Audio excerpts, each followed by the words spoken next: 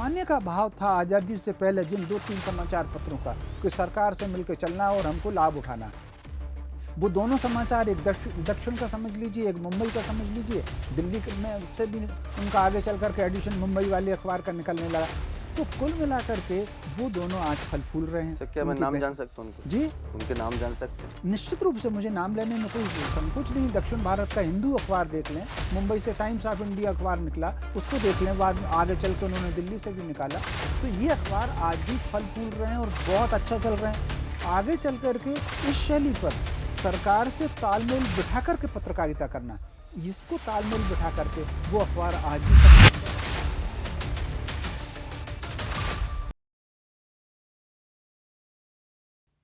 लोकवाणी, केसरी, प्रताप, ये कुछ ऐसे नाम हैं जो आज भले ही आपको अखबारों में नहीं दिखाई देते हों, लेकिन ये वो क्रांतिकारी के सूत्रपात्र थे जब देश स्वतंत्रता संग्राम में जद्दोजहद कर रहा था और आज़ादी के कुछ समय बाद तक भी इन अखबारों ने देश में अलग जगाने का काम किया। लेकिन हैरानी की बात यह है कि इन जैसे कई अखबार जो राष्ट्रवादी अखबार थे, आज कहीं पर भी नजर नहीं आ रहे हैं, या यूं कहिए कि पूरी तरह से बंद हो चुके हैं। आखिर क्या वजह रही कि इस तरह के राष्ट्रवादी अखबार, जिन्हें देश की आज़ादी के बाद तो और फलना फूलना चाहिए था, उनको जन जन तक पहुंचना चाहिए था, वो खत्म हो गए, और जो दूसरे अखबार थे, जिसे हम खुलकर कहें तो अंग्रेज समर्थित अखबार थे, वो आज भी बढ़ रहे हैं, फल फूल रहे हैं। बहुत ही गहन, गंभीर और बहुत ही विचार उत्तेजक चर्चा के लिए एक बार फिर इस विषय पर आमंत्रित किए हैं हमने वरिष्ठ पत्रकार, इतिहासकार और राजनीतिक विश्लेषक श्री रमेश शर्मा जी को। आपको बहुत बहुत स्वागत है सर। सर, ये विषय आपसे चर्चा करके ही हमने उठाया है और ये विषय बहुत ही महत्वपूर्ण है, और आप अपनी ओजस्वी वाणी से समझाइए सर कि आखिर क्या वजह रही कि जो राष्ट्रवादी अखबार हैं, जो लगातार हम पीछे दिखा भी रहे हैं स्क्रीन पर, वो कहीं ना कहीं खो गए आज़ादी के बाद, और दूसरे जो अखबार हैं वो लगातार बढ़ रहे हैं, जिनको कथित तौर पर अंग्रेज समर्थित भी कहा जाता है। अब इस पे विषय पे प्रकाश डालिए। देखिए, ये विषय आपने बहुत अच्छा निकाला आशुतोष जी। मोटे तौर पर आप देख लें कि आज़ादी से पहले और आज़ादी के बाद निश्चित रूप से आज़ादी का संघर्ष रहा है, लेकिन आज़ादी के बाद जो एक अंतरधारा रही है अंग्रेज़ों के समर्थन की, वो कहीं ना कहीं अपना मुखौटा बदल करके आज़ादी के बाद भी बनी रही है। वो अगर नहीं बनी रहती तो भाषा की इतनी समस्या नहीं होती, संस्कृति की इतनी समस्या नहीं होती, जीवन शैली की इतनी समस्या नहीं होती। अब आपने बहुत अच्छा विषय ये जो समाचार पत्रों का उठाया है, आपने बहुत अच्छा नाम लिया प्रताप का। प्रताप अखबार जो कानपुर से निकलता था, गणेश शंकर जी विद्यार्थी उसके संपादक हुआ करते थे। आप कल्पना कर सकते हैं इस अखबार के अधिकांश संपादक गिरफ्तार हुए हैं। भगत सिंह जब अपने अज्ञातवास में थे, उन्होंने भी नाम बदल करके इस समाचार पत्र में कुछ समय रहे हैं। माखनलाल चतुर्वेदी, जिनके नाम पर भोपाल में विश्वविद्यालय है और स्वतंत्रता संग्राम सेनानी हैं, एक अच्छे कवि रहे, उन्होंने आगे चल करके कर्मवीर, आपने अच्छा अखबार का नाम लिया, कर्मवीर निकाला। उन्होंने अपनी पत्रकारिता का जो जीवन की शुरुआत थी वो प्रताप से ही की थी, लेकिन आज प्रताप का कहीं कोई पता नहीं है। प्रताप का पता नहीं है, कर्मवीर का पता नहीं है। लोकवाणी, आपने बहुत अच्छा नाम लिया। ये लोकवाणी वो समाचार पत्र है जिसने सबसे पहले स्वतंत्रता के बाद सरदार पटेल और भारत सरकार को जैसलमेर राज्य के प्रति आगाह किया था। हम जो परमाणु परीक्षण करते हैं, पोखरण, पोखरण जैसलमेर रियासत का हिस्सा था। कल्पना कीजिए जिस तरीके से जिन्ना भ्रमित कर रहा था जैसलमेर के राजा को, अगर वो भ्रमित करने में सफल हो जाता, एक पत्रकार, एक अखबार अपनी भूमिका ना निभाता, तो स्थिति क्या बनती। इसके अलावा आप अगर देखें, स्वतंत्र वीर दामोदर सावरकर का बलिदान, लोकमान्य तिलक का केसरी, और तो और हिंदी पत्रकारिता की जो पहला समाचार पत्र था उदित मार्तंड जो कलकत्ते से निकला था, उसका भी कहीं कोई पता नहीं है। तो स्वतंत्रता के पहले हम दो पत्रकारिता की दो अंतरधाराओं को साथ देख सकते हैं। एक वो हैं जो सरकार के साथ चलती थीं, एक वो हैं जो जनजागृति कराती थीं। जन जागृति जिन समाचार पत्रों ने कराया है, जिनके वजह से आज़ादी आशुतोष जी आई, उन समाचार पत्रों का नाम नहीं है, बल्कि वो ऐसे समाचार पत्र जो जन जागृति के लिए, समाज जागरण के लिए, या कहीं ना कहीं स्वतंत्रता का बोध कराने के लिए निकले थे, वो किसी ने भी निकाले हों। थोड़ी देर के लिए हम कह सकते हैं कि तिलक जी चूँकि गर्म दल के थे और उनकी नहीं पटती थी नेहरू जी से, गांधी जी से, इसलिए उनका अखबार बंद हुआ। या स्वतंत्र वीर दामोदर सावरकर, वो कह सकते हैं। लेकिन गांधी जी ने अखबार निकाला, हरिजन अखबार निकाला, यंग इंडिया अखबार निकाला। कहाँ है आज यंग इंडिया? गांधी जी की जो मूर्तियां हैं वो देश में चौराहे चौराहे लगी हैं। कोई मजाल है कोई गांधी जी को एक शब्द कह दे? अभी भी लोगों की भावना से जुड़ा हुआ नाम, लेकिन उनके अखबार, हरिजन अखबार का पता नहीं, यंग इंडिया अखबार का पता नहीं। पंडित जवाहरलाल नेहरू तो प्रधानमंत्री रहे और उनके जो काम था उसको लेकर के पीढ़ियों को उनका लाभ मिला प्रधानमंत्री बनने के रूप में। आज भी कांग्रेस पर उनका छाया है। उन्होंने 3 अखबार शुरू किए। कहाँ है नवजीवन, कहाँ है कौमी आवाज़, कहाँ है ये जो, और जो उनका अंग्रेजी का अखबार था, कहाँ उनका अंग्रेजी का अखबार है? National Herald. जमीन आज क्या बताया आपने? National Herald. जी, नेशनल हेराल्ड, बिल्कुल सही नाम इन्होंने लिया। नेशनल हेराल्ड के पास आज भी दिल्ली में ज़मीन है, भोपाल में ज़मीन है, हर देश की राजधानी में ज़मीन है, लेकिन समाचार पत्र का पता नहीं।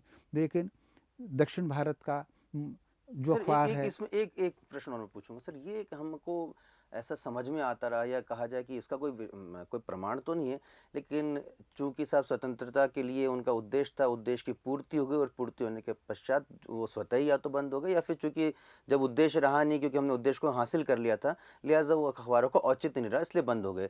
ये जो तर्क दिया जाता है क्या वो सही है? मैं इस तर्क में सहमत तो नहीं हूँ। लेकिन अगर आप देखें, आपकी बात कहने से पहले मैं आज की पत्रकारिता का एक उदाहरण देना चाहता हूँ, फिर मैं आपके बिंदु का उत्तर दूंगा। इस उदाहरण से आपके प्रश्न का उत्तर बहुत स्पष्ट होगा। हम अगर भारत की पत्रकारिता में देखें तो मैं उनकी भारत की पत्रकारिता के और पत्रकारों के 4 स्वरूप आशुतोष जी देखता हूँ। पत्रकारों की एक वो श्रेणी है जो, चाहे वो माखनलाल चतुर्वेदी जी के रूप में हो, वो गणेश चंद्र विद्यार्थी के रूप में हो, वो सावरकर जी के रूप में हो, वो तिलक जी के रूप में हो, वो गांधी जी के रूप में हो, ये वो पीढ़ी है जिन्होंने समाचार निकाले, जो स्वतंत्रता संग्राम सेनानी थे और उन्होंने समाचार निकाले। फिर पत्रकारिता की एक दूसरी पीढ़ी आई, ऐसी पीढ़ी आई कि जो स्वतंत्रता संग्राम सेनानी तो नहीं थे, लेकिन कहीं ना कहीं सामाजिक जीवन में और लोक सेवा में वो सक्रिय है। इस मामले में हम नाम ले सकते हैं लाला लाजपत राय, ये जो लाला जगत नारायण के अखबार का नाम ले सकते हैं, जो सामाजिक आंदोलनों में जुड़े हुए थे। दूसरी पीढ़ी है पत्रकारों की, एक तीसरी पीढ़ी आई, या समाचार पत्र निकालने वालों की तीसरी पीढ़ी आई। उन्होंने स्वतंत्रता आंदोलन पढ़ा, लेकिन सामाजिक आंदोलनों ने अपनी आंखों से देखा और उस नाते कहीं ना कहीं थोड़ा बहुत प्रभाव उन पर था। फिर पत्रकारों की चौथी पीढ़ी आई, अखबार निकालने वालों की भी और उसमें काम करने का वालों की भी, जो अपने कैरियर को लेकर के आए। उन्होंने डिग्री की और पत्रकार बने। मालिक वो बने अखबारों के मालिक जिन्होंने अपने अन्य धंधे शुरू किए, अन्य धंधे के साथ साथ एक अखबार भी उन्होंने निकाल लिया। एक दो ऐसे मीडिया हाउसेस भी हैं जो अपने अन्य धंधों को विजिटिंग कार्ड के रूप में उन्होंने इस्तेमाल करते हैं। ऐसे धंधे भी होकर के आए। तो कुल मिलाकर के राष्ट्र और समाज की चेतना अखबार से कमज़ोर हुई है। फिर आर्थिक लाभ हम जीवन शैली में भी देखें, जीवन शैली में भी व्यक्ति का सोच अब वैसा नहीं रहा कि मुझे थोड़ा बहुत सिद्धांत से रहना, दिखावटी सजावटी जीवन जीना है, मेहनत कम करना है, कमाना ज़्यादा है। ये जो भाव है ये कहीं ना कहीं समाचार पत्र में भी आया। तो जो कमाने का भाव था आज़ादी से पहले जिन 2-3 समाचार पत्रों का, कि सरकार से मिलकर चलना और हमको लाभ उठाना, वो दोनों समाचार, एक दक्षिण का समझ लीजिए, एक मुंबई का समझ लीजिए, दिल्ली में से भी उनका आगे चल करके एडिशन मुंबई वाले अखबार का निकलने लगा। तो कुल मिलाकर के वो दोनों आज फल फूल रहे हैं। सर क्या मैं नाम जान सकता हूँ उनके? जी, उनके नाम जान सकते हैं? निश्चित रूप से मुझे नाम लेने में कोई संकोच नहीं। दक्षिण भारत का हिंदू अखबार देख लें, मुंबई से टाइम्स ऑफ इंडिया अखबार निकला, उसको देख लें, बाद में आगे चल के उन्होंने दिल्ली से भी निकाला। तो ये अखबार आज भी फल फूल रहे हैं और बहुत अच्छा चल रहे हैं। आगे चल करके इस शैली पर सरकार से तालमेल बिठा करके पत्रकारिता करना, इसको तालमेल बिठा करके वो अखबार आज भी सक्सेस चल रहे हैं। जो राष्ट्रभाव को लेकर के जो काम कर रहे हैं वो अखबार, न केवल वो अखबार बल्कि जीवन शैली में देख लीजिए, वो सारे के सारे मुद्दे जो राष्ट्रभाव से जुड़े हुए थे, वो कहीं ना कहीं मुद्दे उन पर प्रश्न चिन्ह लगा हुआ है। उन लेखकों को देख लें, उन पर प्रश्न चिन्ह लगा हुआ है। तो मोटे तौर पर अखबारों में इसलिए न तिलक का अखबार आज जीवित है, न सावरकर जी का अखबार जीवित है, न गांधी जी का, न नेहरू जी का, न किसी का अखबार। आज़ादी के आंदोलन वाले अखबार सब किनारे चले गए हैं। इसका प्रमुख कारण जो आपने सर थोड़ा सा बस समझ पाया हूँ मैं कि वो कि व्यावसायिक कारण आप पता है, और सरकार के साथ जो सुर में सुर मिला, जो नहीं मिला पाए वो हट गए। लेकिन सर ये जो इतना बड़ा परिवर्तन हो रहा था, और चूंकि इस अखबार से बहुत सारे संपादक, रिपोर्टर और तमाम लोग जुड़े रहते हैं। जब इस तरह का परिवर्तन हो रहा था तो क्या किसी ने कोई आवाज़ नहीं उठाई? क्या उसको पुनर्जीवित करने का प्रयास नहीं किया गया? क्या उन धरोहर को सहेजने की कोशिश नहीं की गई? क्या वो धनाढ्य लोग जो अक्सर अपना हृदय को कभी-कभी विशाल करते हैं, उन्होंने इन अखबारों को सँभालने की कोशिश नहीं की? वो ऐसी कौन-सी जो उनके ऊपर दबाव था, वो ऐसा कौन-सी परिस्थितियाँ थी जिसकी वजह से इतने महत्वपूर्ण पहलू पर ध्यान नहीं दिया गया या पूरी तरह से दरकिनार कर दिया गया? देखिए, मोटे तौर पर ये तो अपने आप दरकिनार हुई। ये ठीक वैसे ही है जैसे एक आपने स्टॉकहोम सिंड्रोम एक बीमारी सुनी होगी। एक मानसिक बीमारी है कि लंबे समय तक बंधक रहने के बाद स्टॉकहोम के लोग जो हैं कहीं न कहीं एक ऐसे विशेष प्रकार के दबाव में आ गए थे, या तो वो लोग भई खड़े रह गए थे, या वो लोग दिशाहीन भागना शुरू हुए थे। तो मैं समझता हूँ स्वतंत्रता के बाद भारत का जो सामाजिक जीवन था वो 2 प्रकार का था। या तो वो बिल्कुल सरकार की तरफ देख रहा था, या उसने दिशाहीन भागना शुरू की। तो कहीं न कहीं जो सिद्धांत का भाव है, वो सिद्धांत का भाव कमज़ोर हुआ, और उसके कमज़ोर कई चीज़ों में क्या रहती है आशुतोष जी, हम किसी एक चीज़ को अगर देखेंगे तो शायद हम उसका विश्लेषण ना कर पाएँ। लेकिन अगर हम उसको समग्र रूप में देखेंगे, किसी तरीके से, जैसे शरीर के अंदर बहुत सारे अंग होते हैं, ऐसी समाज के भीतर भी बहुत सारे अंग होते हैं। बहुत सारी चीज़ जुड़ी हुई है हमारी शिक्षा व्यवस्था से, और सामाजिक और परिवार के सोच से जुड़ी हुई है। आप कल्पना कर सकते हैं, अंग्रेजों ने जो 3 विश्वविद्यालय खोले थे, जो चर्च के मार्गदर्शन में शुरू हुए थे, एक कलकत्ते में, एक मुंबई में, एक मद्रास में। आज उन 3 विश्वविद्यालयों के आधार पर देश में 1,500-2 हज़ार यूनिवर्सिटियाँ काम कर रही हैं। लेकिन सिस्टम उनका वो नहीं बदला है, जिसके आधार पर पढ़ लिख करके जो बंदा निकल रहा है, वो भारत तक तो कम रह रहा है, वो अपने कैरियर की तरफ और नौकरी की तरफ और पैसे की तरफ ज़्यादा भाग रहा है। कहीं न कहीं ये भाव अखबारों के भीतर भी आया। अखबारों के भीतर अगर आप देख लें, उनमें राष्ट्र चेतना, सामाजिक चेतना, सकारात्मकता की भाव, ये भाव कम हैं, सनसनीखेज खबरें ज़्यादा हैं। उन समाचार पत्रों को भी अगर आप देखेंगे, समाचार पत्र हिंदी के, उनका जो घोषणा पत्र है वो हिंदी का, उन्होंने जो अपना शीर्षक लिया है वो हिंदी का। अगर तुम हिंदी के समाचार पत्र निकाल रहे हो तो अंग्रेजी के उसके शीर्षक में अंग्रेजी के शब्दावली इस्तेमाल क्यों कर रहे हो? कई बार तो मुझे लगता है कि हिंदी के समाचार पत्र अंग्रेजी की प्रशिक्षणशाला हो गए, तो वो एक प्रकार से नर्सरी हो गए हैं, अंग्रेजी की नर्सरी। वो केवल इसलिए क्योंकि हमारी जो शासन व्यवस्था थी वो अंग्रेजों की शासन व्यवस्था थी, अंग्रेजों के समर्थक कानून रहे, अंग्रेजों का समर्थक सिस्टम बना रहा। वो सिस्टम ने अखबारों को भी प्रभावित किया है। इसलिए सरकार का समर्थन की जो बात है, समाज में धीरे धीरे करके आप देखेंगे, समाज में इंडिपेंडेंसी जो है वो समाज में कमज़ोर हो रही है, सरकार के आश्रितता बढ़ रही है। चाहे हम उसको फ्री गेहूं में देख लें, या तेल की कीमतों में देख लें, या किसी भी चीज़ में देख लें, अनुदान में देख लें, सब्सिडी में देख लें, स्कूल में देख लें, जितने आपकी सामाजिक संस्थाएं चलती हैं वो भी सरकार के भरोसे। तो कुल मिलाकर के सरकार की जो निर्भरता बढ़ी है, उसके कारण समाचार पत्र की जो मौलिकता थी, सामाजिक विशेषता थी, वो कमज़ोर हो रही है। एक अंतिम प्रश्न सर, अब किस दिशा में आप पत्रकारिता को जाते हुए देख रहे हैं? क्योंकि बहुत ही गंभीर मुद्दा आपने उठाया है और उस पे प्रकाश डाला है। आखिर में क्योंकि तमाम पत्रकारिता विश्वविद्यालय में इन अखबारों के बारे में जानकारी ज़रूर दी जाती है विद्यार्थियों की, भाई देखिए पुराने अखबार हैं, और माखनलाल जी का ये अखबार हुआ करता था, गणेश शंकर विद्यार्थी का अखबार हुआ करता था, लेकिन आज वो अखबार क्यों नहीं चल पाए? आज़ादी के बाद उनको उतने तवज्जो क्यों नहीं मिल पाए? वो क्यों दम तोड़ गए? इस पे विषय पे कोई चर्चा नहीं हो पाती। तो ये जो गंभीर विषय जो आपने उठाया, आगे किस दिशा में अब आप देखते हैं पत्रकारिता जा रही है? अच्छा, ये देखिए, ये 2-3 अखबारों के तो हमने नाम लिए। जी। देश भर में ऐसे कम से कम 1,000 समाचार पत्र हैं जिन्होंने स्वतंत्रता के लिए जागृति का काम किया। अगर हम भोपाल रियासत में ही देखें तो यहाँ भी 8-9 निकलते थे। भाई कहाँ है यहाँ निकलने वाला प्रजा पुकार, जो भाई उद्धव दास मेहता ने और मास्टर लाल सिंह ने मिलकर निकाला था। भाई उद्धव दास मेहता प्रकाशक थे, और मास्टर लाल सिंह उसके संपादक थे। भाई रतन कुमार जी ने अखबार निकाला, नहीं रहा है, कहाँ है उनका अखबार? उर्दू में भी यहाँ पर अखबार निकले। तो वो सारे के सारे, अब लेकिन उसका एक बात यह है, कई बार पूरी की पूरी भीड़ जिस अंधी दौड़ की तरफ चली जा रही है, हम भीड़ में रुक करके खड़े नहीं हो सकते। उसकी कारण क्या है? हम अगर खड़े होंगे तो वो भीड़ पूरी कुचलती हुई चली जाएगी। जैसा कि व्यावसायिक प्रवृत्ति ने जो सैद्धांतिक पत्रकारिता है वो कुचलती हुई निकल गई। उसके लिए एक बहुत आवश्यक है, जिन भी पत्रकारों के मन में, या जो प्रकाशक हैं, या जो मीडिया ग्रुप के संचालक हैं, उनके मन में राष्ट्र का भाव है, उनको एक काम करना चाहिए। वो व्यावसायिकता से तो दूर हट नहीं सकते। उसका एक कारण है कि कैमरा ही जैसे खरीदना है तो ये कैमरा कितने का भी होगा, ये चाहे 5 रुपये का हो कि 5 लाख का हो, पैसा तो लगेगा ही। ये मान लीजिए लाइट भी जल रही है, इसमें पैसा लगेगा, स्टाफ भी है, उसमें पैसा लगेगा।